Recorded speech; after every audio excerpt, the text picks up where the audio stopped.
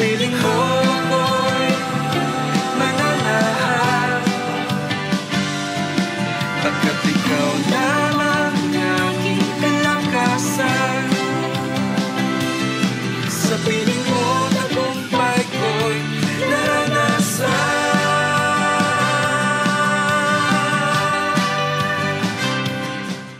Magandang umaga po sa inyong lahat at binabati ko po kayo ng Happy Blessed New Year. So batiin nyo naman po yung inyong mga kasama or sa comment section po sa atin pong AAP Today na Happy New Year. And sa pagpasok po natin ng bagong taon, no, alam ko po lahat tayo, meron tayong nilulook forward na something new, something big, or yung mga plano natin na hindi na pangyari last year, sinisikap natin or sisikapin po natin na mapangyari ngayong taon na to. And related to that po, that I know lahat po tayo ay may inaasahan na magandang gagawin ni Lord sa atin this year. Pag-usapan po natin about the goals that we want to achieve this year. So, sino na po ba ang mga nakatanggap dito ng mga planner? Ayan, mga nakatanggap ng Starbucks planner or kung saan nyo man nakuha. Ako po, meron po ako ditong planner, Plano ni Lord planner, and this one is a gift for me. And this one po is a revelation para po sa ating lahat na sa pagpasok po ng 2025, a new year. Sabi nga po nila, this one is a fresh start for us. And isa din pong importante na pagpasok po ng bagong taon ay ang pagpaplano po natin, tama po ba? Pagsiset ng goal natin for this new year. So, ang pag-uusapan po natin ngayong umaga po nito, ngayong araw na ito, is to set a faith goals or setting faith goals. Meron na po ba kayong mga na-set na goals na plano nyo for this year? Kung meron na po, congratulations. At sa mga wala pa, no, nagpaplano pa lang kahit ilang araw na ang lumipas for this year, hindi pa po ang huli ang lahat. It's not too late to start to plan and to set goals, to set faith goals, dahil po ang pagpaplano nga daw po, ang pagsiset ng goals ay essential po sa ating lahat. Amin po ba?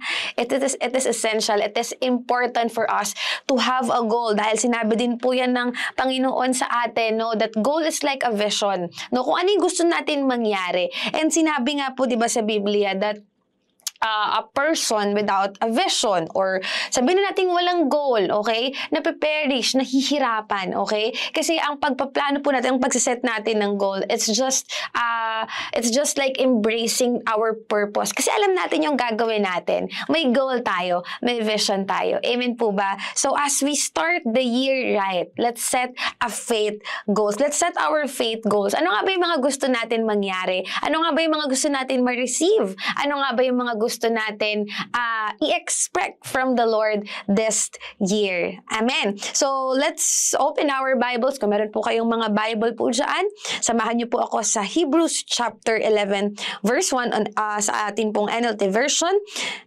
It says here that faith shows the reality of what we hope for. It is the evidence of things we cannot see. So, we talk about the magsiset ng goals. Pero alam niyo po, bilang Kristiyano, isa din sa importante na pagsiset ng goal, no, ay meron po tayong pananampalataya. Yes, the faith or the faith that is the heart of our Christianity. Yan ang puso ng ating pagiging Kristiyano, ang ating pananampalataya sa ating Panginoong Jesus. And in everything we do, in everything we plan, we set, no, kailangan po laging merong pananampalataya. That's why faith goals po ang pag-uusapan natin. And in here po, it says, faith goals are not just about what we want. Amen? But about what God wants to accomplish through us. Tandaan po natin na kung gusto natin ng goal na meron tayong pananampalataya or naka-under ng faith natin, no? Our faith or our goals, alright, is not just about us kung ano lang yung gusto natin mangyari, kung ano yung gusto natin ma-achieve. It's about the submission in the will of the Lord. Amen? So, sabi nga din po sa Proverbs, di ba, that we must trust in the Lord and not lean on our own understanding. And why it is important to trust the Lord, to trust our future, our 2025 in the Lord. Dahil hindi po natin alam whatever, kung anong pwedeng mangyari, anong posibleng mangyari this year. Posibleng ma-disappoint tayo, posibleng ma-discourage tayo, posibleng malungkot tayo kasi, teka lang, hindi to yung ginusto kong mangyari this year. But you know what? As we trust in the Lord, as we submit and surrender our goals in the Lord with all our faith, sabi nga po sa Proverbs, He will set our path. He will make our path straight. Itatawid ng Lord yung path natin. Kahit akala natin magulo yung path natin. Pero hindi. As we trust in the Lord, He'll make our path straight. Amen? So, ano nga ba yung mga key points to learn, or ano nga ba yung mga key points na kailangan po natin i-take as we set goals, as we set our faith goals this year? Ano ba yung mga pinapag-pray nyo po this year? Ano ba yan? Makatapos ba yan ng thesis, ng research? Okay, sa mga estudyante natin, sa mga champs natin, matapos ang OJT ng masaya at matagumpay, makagraduate, what else? Sa mga magulang po natin, ang faith goals nyo this year ay makapagtapos din kayo ng mga anak nyo sa pag-aaral, and so on and so on. In the ministry, if you are a leader, a minister, what's your faith goals this year? Is that a multiplication, an open doors of opportunities, Ayan yung mga faith goals natin. Yan talaga yung pinangahawakan natin. Lord, this year, I want to achieve this. But let us remember these key points para alam po natin na we're really inclined, we're really aligned, sa ating pong pagsiset ng goals through faith. So, number 1 here is faith goals align with God's purpose. Tandaan po natin, as we set our goals, as we set our faith goals this year, tandaan po natin lagi yan kasama, may kasama lagi dapat yan na purpose.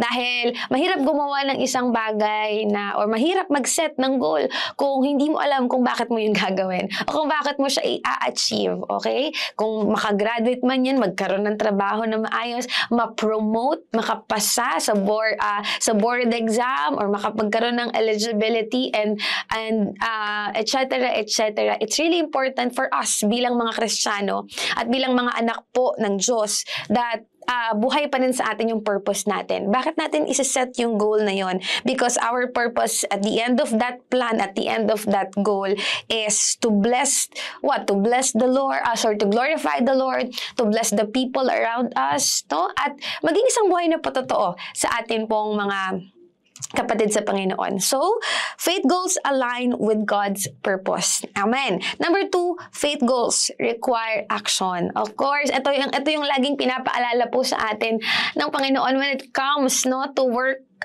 out our faith. Sabi nga 'di ba that faith without action is dead. O tagalugin natin na kung ang pananampalataya natin ay walang gawa, o asa lang tayo ng asa na sige Lord, ka nang bahala kung anong mangyari. We should kailangan din po natin umaksyon, Kailangan meron tayong gawin. It requires an action. Amen po ba? Because an action, it's just like katulad lang din po yan ng natin, yan ang nag-assure din sa atin that we're doing good. Amen po ba? Na even though that Lord, hindi ko man alam tong path na to, but I am obeying you. Sabi mo Lord, magtrabaho ako ng maayos, mag-aral ako ng maayos, As we keep moving forward, stepping po sa mga ganong sitwasyon, season of our life, alam natin, nakasama natin sa Lord at the end of the journey, at the end of kung ano man pinagdadaanan natin, alam natin yung goal ng Lord sa atin at goal natin ay katagumpayan. Amen? So number 3, faith goals stretch our trust in God. We must learn that in setting faith goals, in setting our goals on sa Panginoon or this year, no, it stretches our trust in God. Sabi ko nga po kanina, it requires trust in the Lord. Nagre-require yan ng pagtitiwala sa Lord and not on ourselves. Amen? Hindi ka matalino, hindi ka magaling, hindi ka productive. Tingin mo parang naulit lang yung ginagawa mo. Same routine just like 2024. No, it's not. Amen? So, kung gusto natin mag-set ng matinding goal with faith this year, we must stretch our faith in God. Sabi nga sa kanta, di ba, that even when I don't feel it, even though I don't see it, we know that the Lord is moving. Amen po ba? Yan yung po yung sinabi dyan sa kanta na way maker. Amen? So number 4, faith goals glorify God. Tandaan po natin na pag nag-set tayo ng goal, nakasama po ang pananampalataya natin sa Diyos, it glorifies God. At alam niyo po, pag nag-glorify natin sa Lord, every time na nag-glorify natin sa Lord, sa pag-set natin ng goal, no, siya ay napiplease sa atin, natutuwa si Lord sa atin. At alam natin ang mangyayari pag natuwa si Lord sa atin. Ano sabi niya? That He will give the desires of our heart. He will give the best fruit in the land, no? Ganun ang resulta. That's the reward. Pag nag-glorify, napapangiti natin ang Panginoon. Amen? So, as we set goals this year, tandaan po natin, no, it should be aligned with God's purpose. And faith goals require action. Faith goals stretch our trust in God. And last is faith goals glorify God. So, these are the things we should remember. Pag tayo po ay nag-set ng goals, nagkaroon ng faith goals this year, alam niyo po magandang i-picture out niyo yan sa mga sa planner ninyo, sa mga devotional notebooks nyo, sa gratitude manual ninyo, no? Dahil alam nyo na the Lord will do something great this year. Ang sarap pong isipin na kahit hindi mo alam yung mangyayari this year, but once you set your faith goals this year, no, alam mo na the Lord will show you something great, something beautiful, no, something miraculous this year. Kaya yun po ang i-look forward natin because God is faithful and He is our way maker. In season and out of season, He is still our God. No, lalo na po ngayon, bagong taon, 2025, He is the same God na nagtawid po sa atin last 2024 and yung previous years. At ngayon, purihin ng Diyos, nandito ka pa din. So it's time for you to set your faith goals. Tayo po ay manalangin. Let us pray.